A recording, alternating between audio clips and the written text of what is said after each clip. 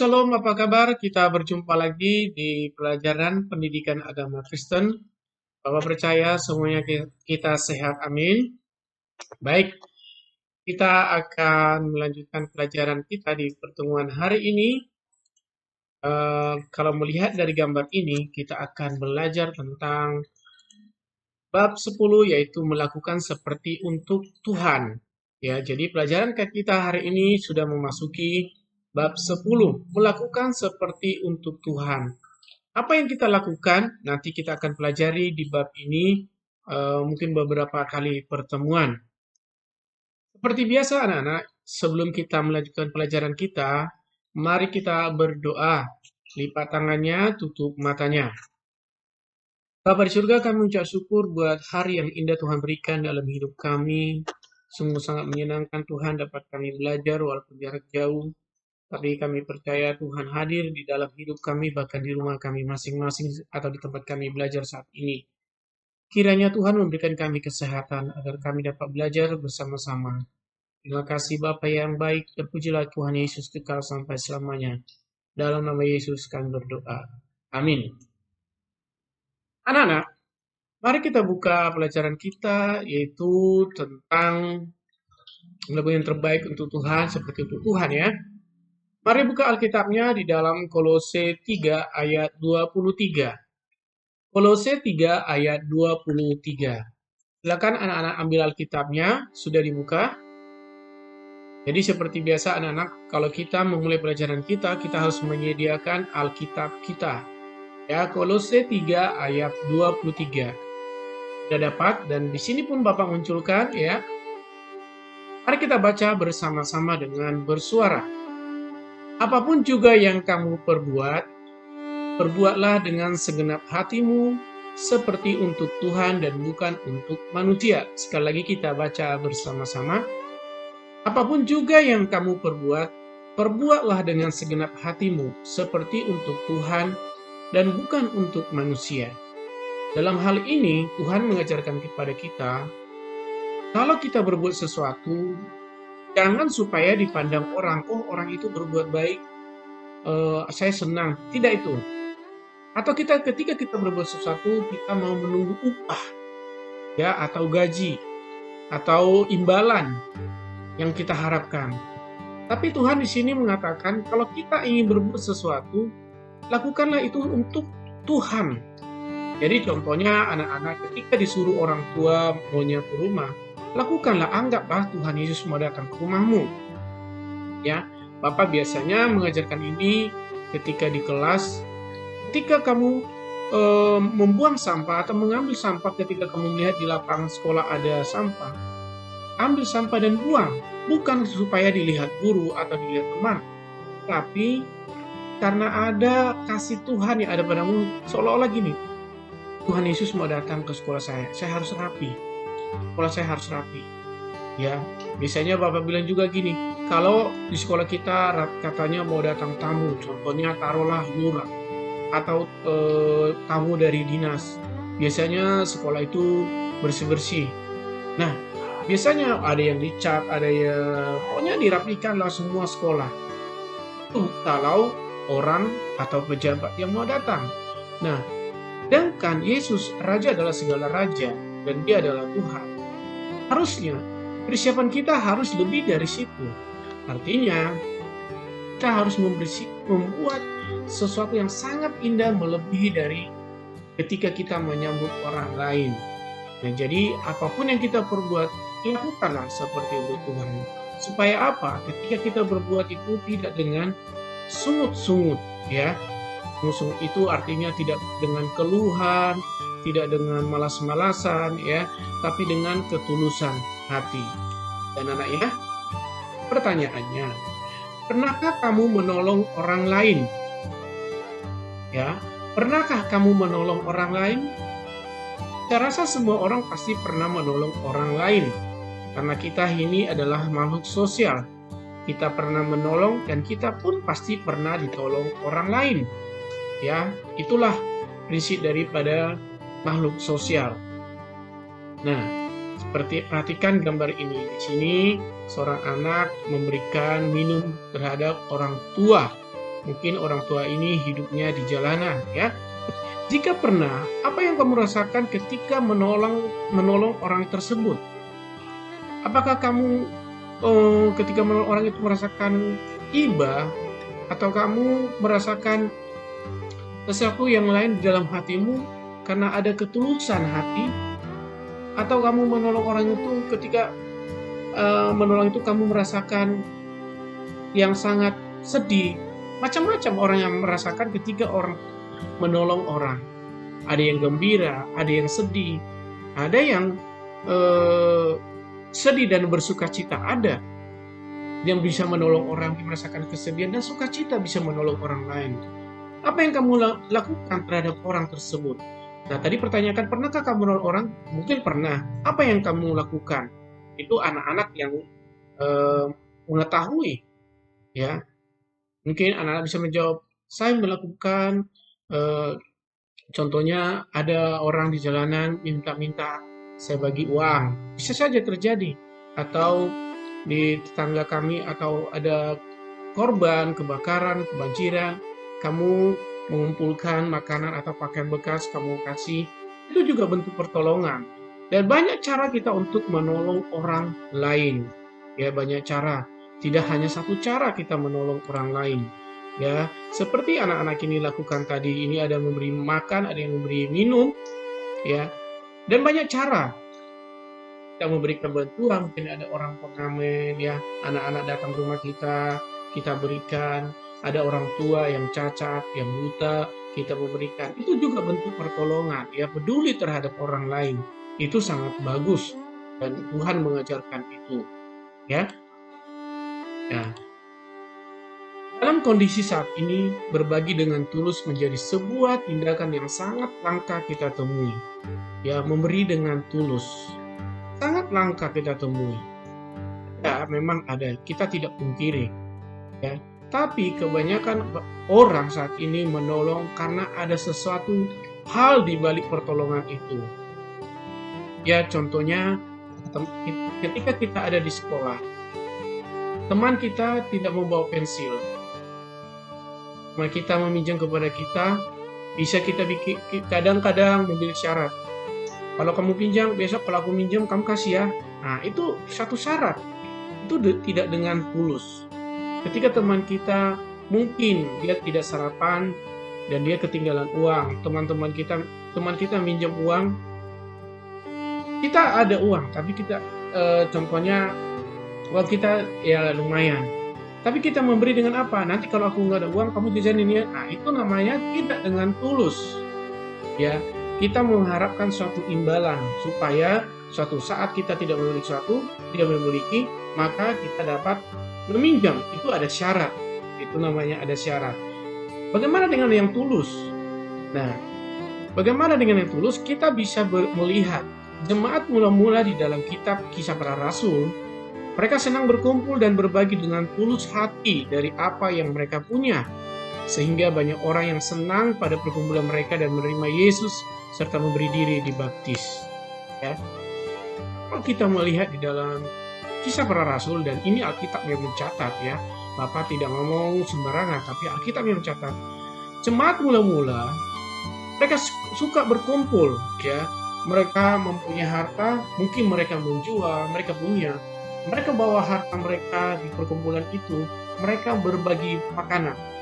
Ya, mungkin mereka punya harta di rumah, mereka jual dan mereka beli makanan dan mereka berkumpul bersama dan mereka memuji Tuhan, belajar Alkitab. Ya, itu yang mereka lakukan dan mereka senang dan tidak ada sungguh-sungguh di sana. Ya, mereka senang melakukan itu dengan tulus hati. Kalau kita membaca kitab Kisah Para Rasul jemaat mula-mula, mereka berkumpul dengan tulus hati dan tidak dengan sungguh-sungguh. Dengan ketulusan hati mereka itulah banyak orang melihat mereka dan senang. Dan mereka mungkin bertanya-tanya, ada apa dengan mereka? Dan pasti jemaat mula-mula ini berkata bahwa mereka melakukan itu karena mereka mengasihi Yesus. Dan mereka akan bertanya, siapa itu Yesus? Dan mereka mungkin menjelaskan bahwa Yesus yang disalibkan dan mati di Golgota dan sudah bangkit, Dia adalah Tuhan. Dan banyak orang percaya dan mereka memberi diri dibaptis. Ya, perhatikan ilustrasi gambar ini. Ini gambar ilustrasi jemaat mula-mula mereka suka berkumpul, ya, keluarga demi keluarga, baik perempuan ataupun laki-laki, anak-anak berkumpul, mereka suka berbagi, makan bersama. Ya, tidak ada nanti si A mau bawa lebih banyak, saya sedikit aja lah. Enggak, mereka membawa dengan tulus hati. Tidak memperhatikan kaya atau miskin.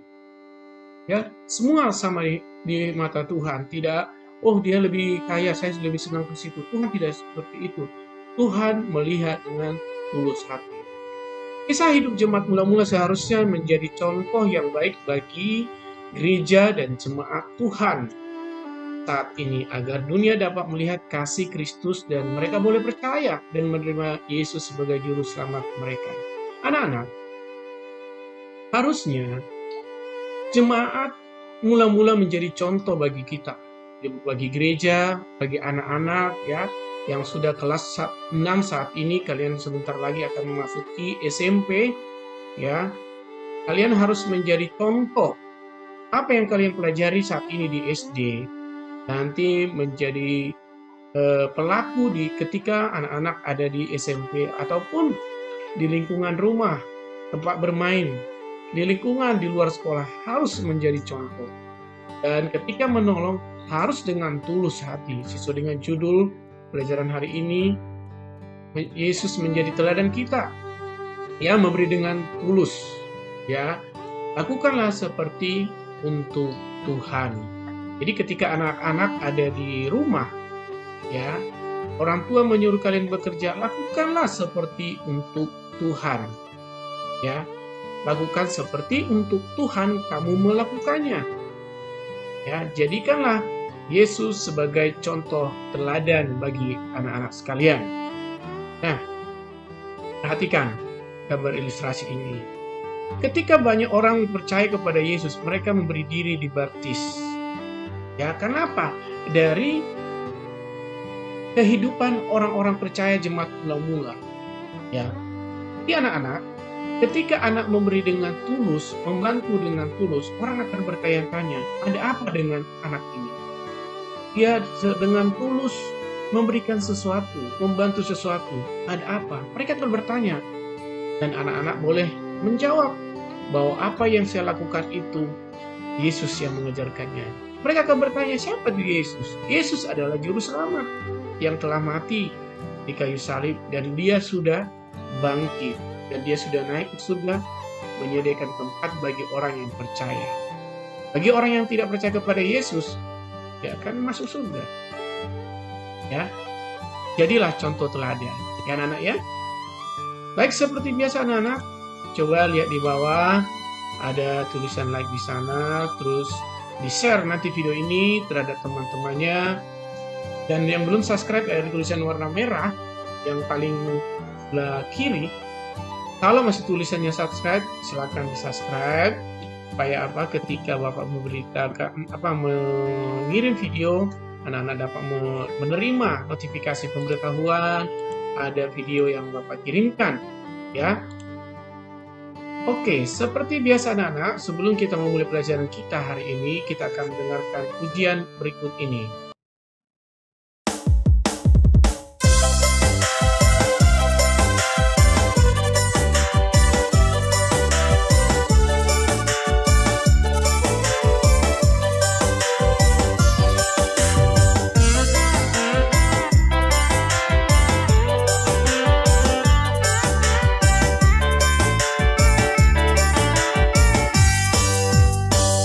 Yesus kekasih jiwaku,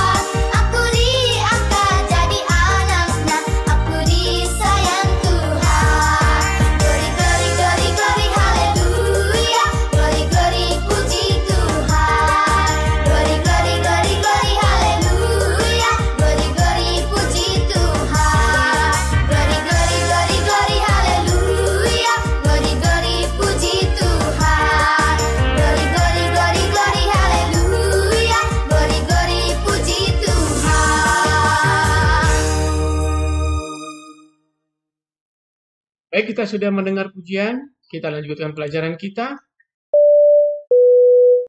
Yesus jadi contoh teladan yang baik. Kita buka di dalam Lukas 4 ayat 18 sampai dengan 19. Ya, Lukas 4 ayat 18 sampai 19 sudah ada di layar. Kita baca bersama-sama dengan bersuara. Roh Tuhan ada padaku, oleh sebab Ia telah mengurapi aku untuk menyampaikan kabar baik kepada orang-orang miskin.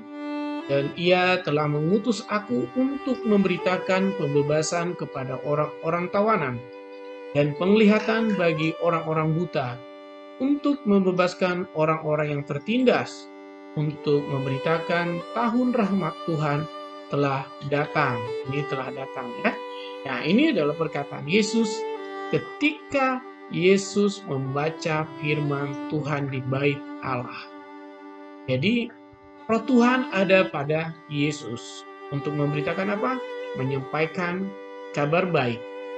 Kepada siapa? Kepada orang-orang yang sakit, orang miskin, orang lumpuh, dan orang-orang yang kehilangan pengharapan. Ya, Yesus datang untuk memberitakan tahun rahmat Tuhan telah datang bagi orang-orang, bagi manusia yang menunggu juru selamat. Yesus datang. Ya. Pelayanan Yesus selama di bumi bukan hanya untuk orang yang susah, ya. Jadi Yesus itu datang bukan hanya untuk orang miskin, orang susah, orang sakit, tidak. Tapi Yesus datang kepada semua orang, ya. Yesus sangat peduli kepada orang-orang yang dia temui pada saat Yesus datang ke dunia, ya. Yesus datang ke dunia menemui orang, baik orang miskin, orang pejabat, orang kaya. Ya, orang miskin Yesus selalu ada bersama-sama dengan mereka. Orang pejabat ada juga, ada Lukas, ada Nikodemus, ya, ada contoh-contoh lain di dalam Alkitab. Yesus menemui mereka semuanya. Ya, apa yang Yesus lakukan terhadap mereka? Ya, Yesus mengajari mereka. Kemanapun Yesus pergi, Yesus mengajari mereka, bukan hanya murid-muridnya yang 12 orang, tetapi setiap orang yang datang menemui dia, bahkan orang berkumpul menemui Yesus, Yesus selalu mengajarkannya. Ya, makanya Yesus ada pengajaran di bukit, ya. Yesus mengajari di rumah-rumah, di bait Allah. Yesus mengajari. Anak-anak juga harus jadi contoh. Ya, contohnya di lingkungan. Ya, anak-anak boleh bercerita tentang Yesus. Salah satu hal yang boleh anak-anak lakukan ketika bermain dengan teman-temannya, jangan mengeluarkan kata-kata kasar. Jangan mengeluarkan kata-kata kebun binatang keluar dari mulut kita. Ya, seringkali anak-anak Bapak melihat ketika berbicara dengan terhadap temannya, kebun binatang itu sangat gampang keluar dari mulutnya. Itu tidak baik dan itu tidak boleh bagi anak-anak Tuhan. Dilarang, ya, mengungkapkan kata-kata kasar, kotor. Tidak boleh. Ya, ucapkanlah kata-kata berkat kepada temanmu. Tuhan Yesus memberkati, Pak sembuh, ya, banyak kata-kata berkat yang kita ucapkan sesuai dengan kata apa yang kejadian kita ucapkan untuk orang itu semangat, ya. Jangan mengungkapkan kata-kata, oh kamu dasar ini, kamu ini begini, nggak boleh. Itu tidak boleh, ya anak-anak, ya. Jadilah contoh ketika kita berbicara, ya. Yang kedua, banyak juga Yesus memberi mereka makan. Ya, kita ingat sangat terkenal itu dalam Alkitab ketika Yesus memberi makan 5.000 orang. Jadi Yesus bukan hanya berkhotbah mengajari, Yesus juga memberi makan. Ya, Yesus memberi mereka makan. Yesus peduli terhadap mereka. Ya, Yesus menyembuhkan orang sakit, orang lumpuh, ya, memberikan mereka penghiburan. Kan kalau kita baca Alkitab ada ungkapan berbahagia. Berbahagialah orang yang miskin di hadapan Allah. Berbahagialah mereka yang berkekurangan. Banyak ucapan-ucapan berbahagia. Ya, kalau kita baca di dalam Alkitab itu. Jadi Yesus memberikan penghiburan. Yesus tidak selalu menghakimi, kamu begini, bertobatlah kamu begini. Enggak. Yesus memberikan penghiburan bagi orang-orang yang membutuhkan penghiburan. Dan banyak hal yang Yesus lakukan. Nah, anak-anak juga sudah kelas 6. Jadilah contoh bagi adik di kelas kalian, bagi anak kelas 1, kelas 2, kelas 3, 4, dan 5. Bahkan untuk kakak-kakak kelas kalian, jadilah contoh di lingkungan ketika berbicara, ya. Ketika melakukan sesuatu, lakukanlah seperti untuk Tuhan dengan tulus ikhlas, ya anak-anak ya. Inti pelajaran pada hari ini yaitu memberi sedikit lebih berharga dibanding banyak, tetapi dengan sungguh-sungguh. Memberi sedikit lebih berharga dibanding banyak, tapi dengan sungguh-sungguh. Ya, ketika kita memberi contohnya, ya kita punya uang 2.000, teman kita butuh banget uang, kita kasih dengan 1.000, lebih berharga itu kalau kita punya uang 10.000 dengan sungguh-sungguh. Oh, dasar orang miskin, minta mulu kerjanya. Ini pun orang yang menerima 10.000 pun dia akan, aduh, sesak napasnya. Tapi ketika kita memberi 1.000 pun, aduh, saya punya uang 2.000.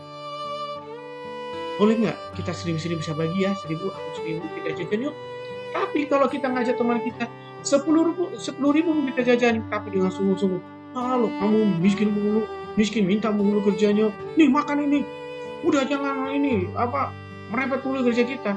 Itu membuat orang tidak senang menerimanya itu. Lebih baik sedikit dengan tulus dibanding banyak tapi dengan sungguh-sungguh. Ya. Baik, puji Tuhan. Demikianlah pembelajaran kita pada hari ini.